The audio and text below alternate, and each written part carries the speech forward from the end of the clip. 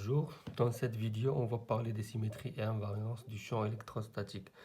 Les notions de symétrie et invariance sont très importantes parce qu'elles nous aident à simplifier les calculs du champ électrostatique. Par exemple, en utilisant les propriétés de symétrie, on peut savoir dans quelle direction le champ est orienté, c'est-à-dire par quel axe il est porté, par UX, par UY ou bien par UZ, si on travaille en coordonnées cartésiennes bien sûr.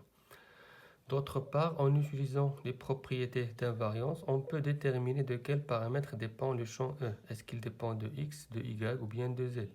Ou bien il dépend des trois. Parce qu'au départ, le champ électrostatique, il est comme ça. En coordonnées cartésiennes, en coordonnées sphériques. Il a trois composantes, EX, EY, EZ. Et chaque composante dépend de trois paramètres, X, Y, Z. La même chose en coordonnées sphériques.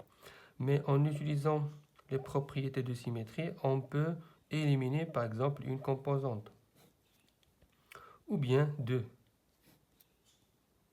Et on va trouver que le champ n'a qu'une seule composante suivant UZ. On peut également utiliser les paramètres d'invariance pour déterminer la dépendance du champ. Donc on peut trouver par exemple qu'il ne dépend pas de Y ni de X. Et dans ce cas, le champ a une seule composante et il dépend d'une seule variable qui est Z. La même chose, si on a une distribution sphérique, une sphère chargée par exemple, on va trouver que le champ ne dépend pas ou bien le champ n'a pas une composante suivant Uφ. Et il n'a pas une composante suivant Uθ. Et en utilisant les propriétés d'invariance, on va trouver que le champ ne dépend pas de Φ ni de θ. Et donc, à partir de cette expression un peu compliquée, qui a trois composantes, on se retrouve avec une expression plus simple du champ E. Le champ en un point M de l'espace, il a une seule composante, ER, et il dépend seulement de R. Voilà. On commence par les propriétés de symétrie du champ E. Et le point de départ, c'est le principe de Curie. Le principe de Curie dit: lorsque certaines causes produisent certains effets, les éléments de symétrie des causes se retrouvent dans les effets produits. Tout d'abord, il faut définir qu'est-ce que les causes et quels sont les effets de ces causes. Dans notre cas, les causes sont tout simplement les charges.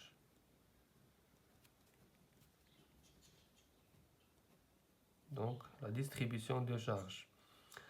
Ces charges, elles vont nous créer un champ E. Donc, les effets, c'est rien d'autre que le champ électrostatique E. Donc, si la distribution de charges possède des propriétés de symétrie, ces propriétés de symétrie se retrouvent dans le champ E. Donc, on peut utiliser le principe de Curie pour en déduire que le champ possède des propriétés de symétrie. Pourquoi? Parce que les charges, qui sont les causes, possèdent ces propriétés. On sait que ce sont les causes qui possèdent ces propriétés, mais en utilisant le principe de Curie, on va en déduire que si les causes possèdent ces propriétés, alors les effets, qui est le champ E, également possèdent ces propriétés, et c'est ce qui est très intéressant donc dans le principe de Curie.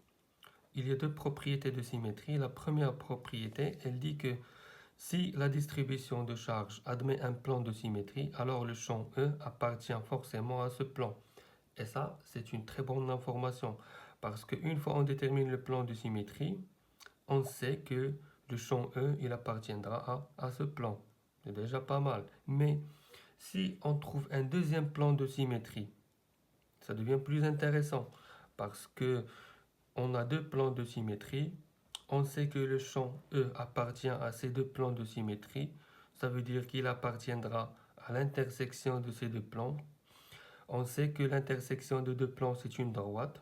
Donc, on sait forcément que le champ E appartient à cette droite qui est l'intersection de deux plans de symétrie. Donc, on a une information sur la direction du champ électrostatique. Pour illustrer ça, on va voir un exemple. Voici l'exemple qui illustre la première propriété. Donc on va considérer un disque chargé avec une distribution de charge sigma positive et uniforme.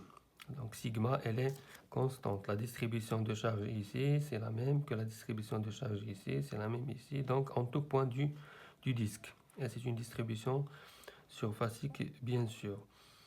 Donc si la distribution de charge est uniforme, ça veut dire que, si ça c'est le centre, ça veut dire que ce plan qui passe par le centre, on va l'appeler pi, c'est le plan pi. Ça veut dire que c'est un plan de symétrie. Donc voilà, le plan il est comme ça. Il est comme ça. Donc il va diviser le disque en deux demi-disques. Ça veut dire que ça c'est un plan de symétrie. Donc on va vérifier tout d'abord que le champ électrostatique appartient vraiment à ce plan. On va prendre deux charges, une charge, ou bien deux éléments de charge, dq de ce côté et la symétrique de dq de ce côté. dq', si vous voulez. Et on va essayer de représenter le champ électrostatique élémentaire créé par dq et par dq'. On a un point M ici. Donc voilà, on sait que le champ, puisque dq est positif, donc le champ va être orienté, il va s'éloigner de dq. Donc dE, il est comme ça. La même chose pour dq'. On va avoir un champ DE'. Sachant que cette distance, c'est la même. R, c'est la même. Donc, le champ total créé par les deux charges, c'est la superposition des deux champs DE et DE'. Et puisque le module les deux champs DE' et DE, c'est le même, parce que les charges sont identiques, c'est la symétrique, et c'est une distribution uniforme. En plus, l'angle ici, c'est le même angle ici. La distance est la même ici. Donc, le champ total obtenu par la somme de ces deux champs élémentaires, c'est un champ DE total. Et vous voyez, il appartient forcément au plan pi. Donc, le champ élémentaire DE T, qui est créé par les deux charges symétriques dq et dq', il appartiendra forcément au plan de symétrie pi. Et on a vérifié la première propriété avec un petit exemple. Donc on en déduit que le champ créé par toutes les charges symétriques par rapport à ce plan, donc des deux charges symétriques par rapport à ce plan, le champ total créé par ces deux charges, donc il appartiendra forcément à ce plan de symétrie. La même chose, si on prend un autre plan de symétrie, comme ça par exemple, plan de symétrie, comme ça, donc la même chose, toutes les charges des deux côtés qui sont symétriques, elles vont créer un champ total qui appartiendra à ce plan forcément. Maintenant, si on raisonne avec le champ total E, on sait que le champ E appartiendra forcément au plan de symétrie. Donc on considère un plan de symétrie comme ça. Donc il va appartenir forcément à ce plan. Je considère un autre plan de symétrie comme ça, il va appartenir forcément à ce plan. Donc s'il appartient à ce plan, et il appartient à ce plan, et il appartient également à un autre plan comme ça, un autre plan comme ça, parce que tous ces plans sont des plans de symétrie. On en déduit qu'il appartiendra à l'intersection de ces plans. L'intersection de ces plans, c'est une droite. Donc c'est l'axe passant par le centre du disque. Donc on en déduit que le champ E est orienté suivant l'axe passant par le centre du disque. Et voilà, on a déterminé l'orientation du champ E en utilisant les propriétés de symétrie. On passe maintenant à la deuxième propriété de symétrie. La deuxième propriété de symétrie dit si la distribution de charge admet un plan d'antisymétrie, alors le champ E est forcément orthogonal ou bien perpendiculaire à ce plan. Donc voilà, pour illustrer la deuxième propriété, on va prendre un autre exemple. Qu'est-ce qu'un plan d'antisymétrie? Lorsque nous avons une distribution de charge qui est un peu particulière. Si ça c'est le centre. Si on a ici un sigma qui est positif, et ici on a moins sigma, donc il est négatif. Donc si on a un élément de charge ici, dq, de symétrique par rapport à ce plan qu'on va définir, P', ça va être moins dq. Si on souhaite calculer le champ ou bien représenter le champ en un point M ici, ça c'est une charge positive. Donc le champ il va être orienté vers ce sens. Ça c'est une charge négative. Donc le champ il va être orienté dans ce sens. Donc ça c'est DE'. Ça c'est DE. La somme de ces deux champs élémentaires DE' et DE, ça va être forcément perpendiculaire au plan de symétrie P'. Voilà ce que dit cette propriété. Si la distribution de charge admet un plan d'antisymétrie, ça c'est un plan d'antisymétrie parce que à chaque dq, il va associer un moins dq. Donc c'est pour cette raison qu'on dit que c'est un plan d'antisymétrie. Si la distribution de charge admet un plan d'antisymétrie, alors le champ est forcément perpendiculaire à ce plan. Voilà, le champ il est perpendiculaire à ce plan. On passe maintenant aux propriétés d'invariance qui nous permettent, je rappelle, de déterminer la dépendance du champ électrostatique par rapport aux variables ou bien par rapport aux coordonnées en fonction du système de coordonnées utilisé. Il y a deux types d'invariance. Il y a l'invariance par translation et l'invariance par rotation. La règle d'invariance par translation dit si un système S est invariant dans toute translation parallèle à un axe OZ, alors ses effets ne dépendent pas de la coordonnée Z. Dans ce cas, le système S, c'est quoi? C'est la distribution de charge. Les effets de ce système, c'est bien sûr le champ électrostatique. Donc, si la distribution de charge est invariante dans toute translation parallèle à un axe OZ, alors le champ électrostatique ne dépend pas de la coordonnée Z, c'est-à-dire la coordonnée suivant l'axe OZ. Donc maintenant, qu'est-ce que ça veut dire invariant? Une distribution de charge invariante dans toute translation. On va voir un exemple pour expliquer ceci. Donc considérons un cylindre infini.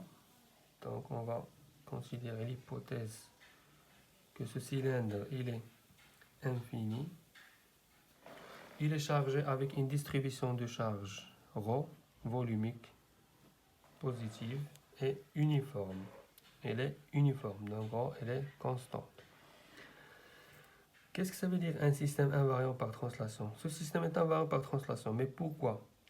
Tout simplement, si je place un observateur ici,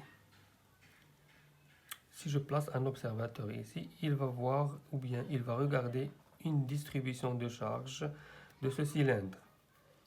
Maintenant, si je place un autre observateur ici, qu'est-ce qu'il va regarder? Il va regarder la même chose que ce premier observateur. Pourquoi? Parce que la distribution de charge, elle est uniforme. Et parce que le cylindre, il est infini. Donc, je place deux observateurs, ça revient à faire une translation de ce cylindre vers le haut ou bien vers le bas. Donc, si je fais une translation vers le haut ou bien vers le bas, donc les deux observateurs vont continuer à regarder la même chose parce que la distribution de charge, elle est uniforme. Donc la charge Q ici est la même que ici, et la même que ici, et la même que ici. Donc si je continue à déplacer, ou bien faire une translation suivant l'axe OZ vers le haut, par exemple, les deux observateurs vont regarder la même chose parce que la distribution de charge ne change pas. C'est pour cette raison qu'on dit que le système, ici, la distribution de charge est invariante par toute translation parallèle à l'axe OZ. Voilà. Le deuxième type ou bien la deuxième règle d'invariance concerne l'invariance par rotation. Elle dit, si un système S est invariant dans toute rotation θ autour d'un axe Z, alors ses effets ne dépendent pas de l'angle θ. Je répète, si la distribution de charge est invariante dans toute translation ou dans toute rotation θ autour d'un axe OZ, alors ces effets, c'est-à-dire le champ électrostatique, ne dépendent pas de l'angle θ, de l'angle de rotation. On va prendre l'exemple toujours du cylindre infini. Je rappelle les coordonnées cylindriques ici. EZ, qui est le même que l'axe OZ. Euro, qui est la distance du centre de l'axe OZ au rayon. Et le Eθ. Le Eθ. Voilà, le Eθ, c'est la tangente, ce cercle, en tout point. Donc, une rotation par rapport à l'axe OZ, c'est une rotation θ, c'est l'angle θ. Donc, c'est cet angle. θ, c'est une rotation autour de l'axe OZ.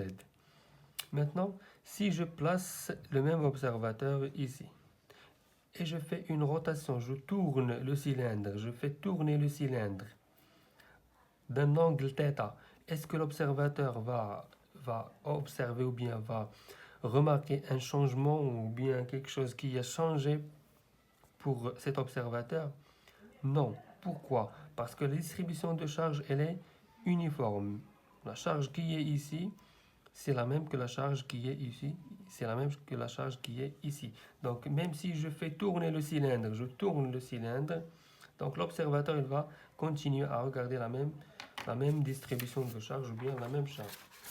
Je ne sais pas, est-ce que ça va simplifier la compréhension? Voilà. Mon observateur, il est là, il regarde la distribution de charge qui est continue, qui est uniforme.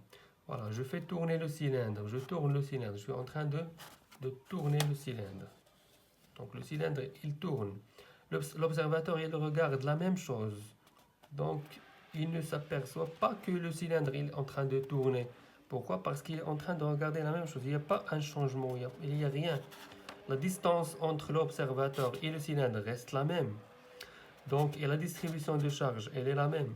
Donc, on dit qu'il y a une invariance par rotation autour de l'axe Z ou bien une invariance par rotation θ. Dans ce cas, on dit que le champ électrostatique ne dépend pas de θ. Donc, si le champ au départ, il dépend de ρ, θ et Z, dans ce cas, puisqu'il y a une invariance par translation suivant l'axe OZ, donc le champ ne dépend pas de Z, éliminez Z. Et puisqu'il y a une invariance par rotation θ, donc le champ ne dépend pas de θ, donc on peut éliminer le θ. En fin de compte, le champ électrostatique dans une distribution cylindrique pour un cylindre infini ne dépend que de ρ. Parce que si je change ρ, si je déplace le cylindre vers l'observateur, donc l'observateur il va s'apercevoir que le cylindre est en train de s'approcher de lui. Donc on ne peut pas dire qu'il y a une invariance par translation suivant ou là par rapport à ρ. Donc le cylindre ou bien le champ électrostatique, il dépend de ρ. On va faire maintenant une étude complète des invariances et symétries et on va prendre l'exemple du cylindre infini. Ça, c'est un cylindre infini chargé avec une distribution volumique de charge positive et constante. Et on va essayer de faire l'étude des invariances et symétries. Pour les invariances, on vient de les faire. Donc, il y a une invariance par translation suivant l'axe OZ, c'est-à-dire selon EZ. Donc, invariance par translation par rapport à l'axe OZ. Donc, E ne dépend pas de Z. Ça, c'est 1. 2. La même chose pour θ. Donc, si je fais tourner le cylindre, on ne va pas voir de changement en ce qui concerne la distribution de charge puisqu'elle est uniforme. Donc il y a invariance par rotation θ. Donc E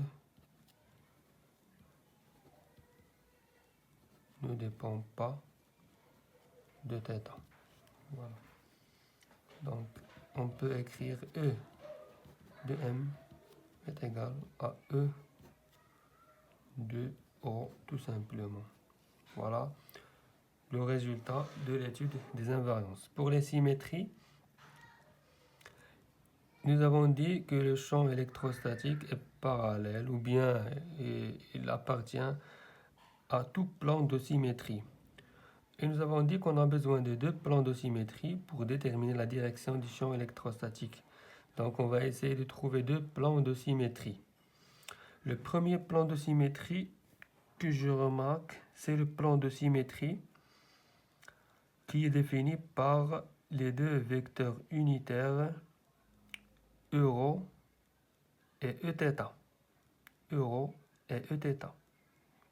Pour vous illustrer mieux, donc on va regarder ici. Voici le vecteur unitaire EZ, il est vers le haut. Eθ, il est là, donc il est tangent. Le euro, il est sortant. Perpendiculaire ici. Donc le plan défini par euro Eθ, c'est un plan de symétrie. Le voilà. C'est le plan qui va diviser le cylindre en deux. Donc c'est un plan de symétrie. N'oublions pas que le cylindre est infini.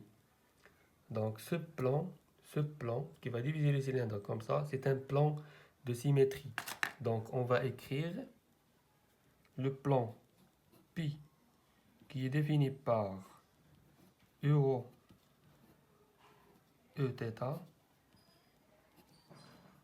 est un plan de symétrie. Il nous faut un autre plan de symétrie pour en déduire ou bien pour trouver la direction du champ électrostatique.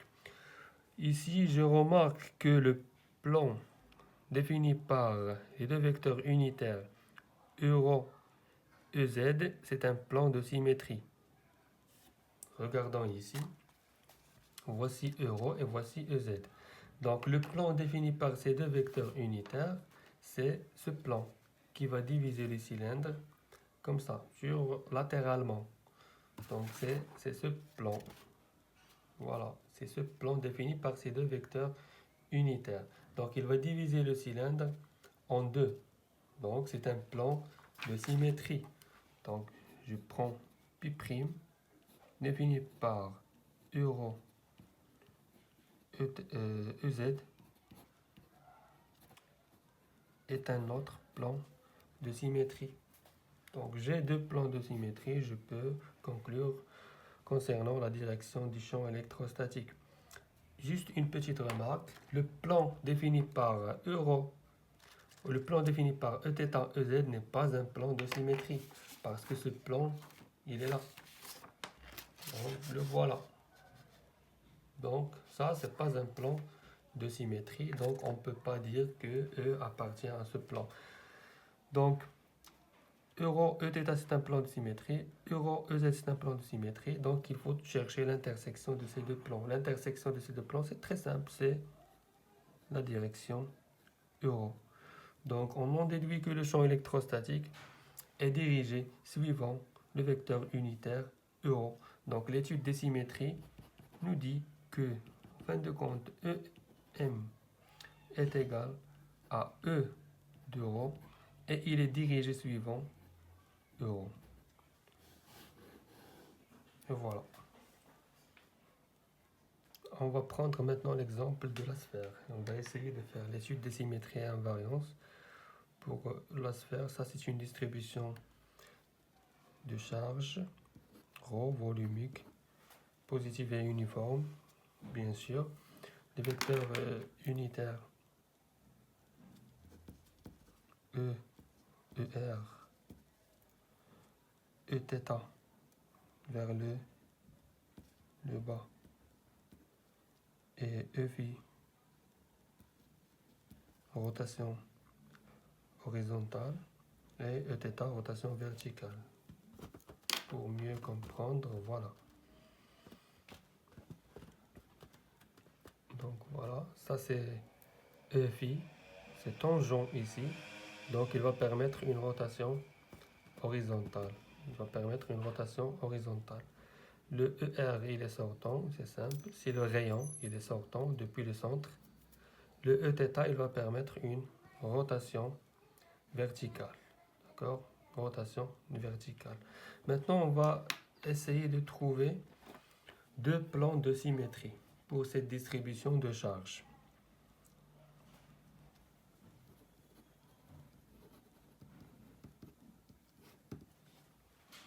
Le plan Pi1. Donc, je remarque que ce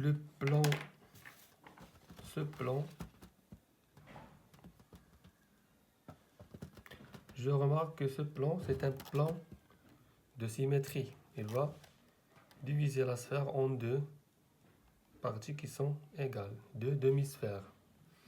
Donc, ce plan, il est constitué par quel vecteur? Il est constitué par ce vecteur et ce vecteur. Il est constitué par ER et par Eφ. Donc, je peux dire que Pi1, qui est constitué par ER, Eφ, est un plan de symétrie. Je cherche le deuxième plan, Pi2.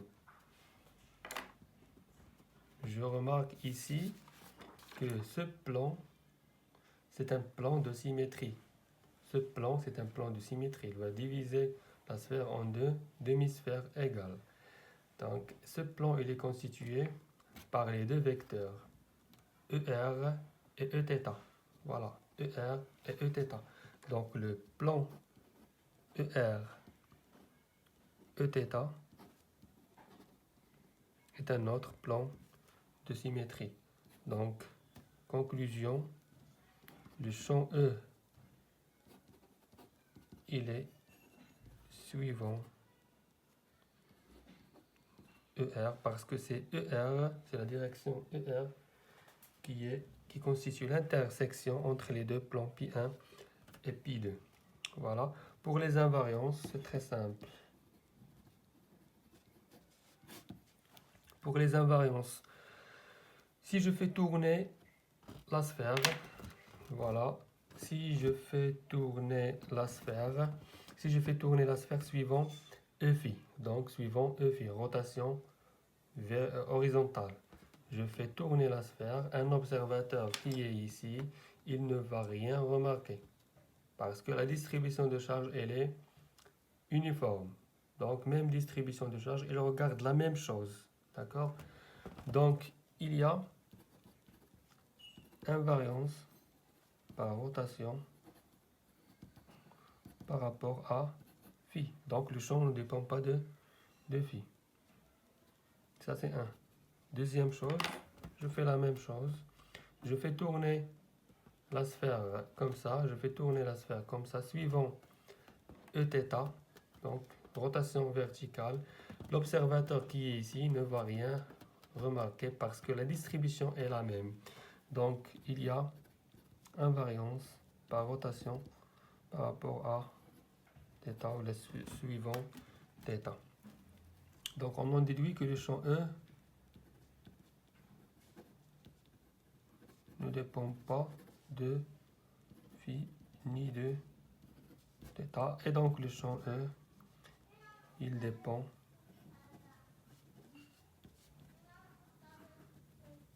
seulement de la distance R. C'est la distance R au centre. Donc, c'est cette distance qui va influencer sur l'intensité du champ. Donc, on en déduit que le champ électrostatique en un point M de l'espace, il dépend seulement de R et il est suivant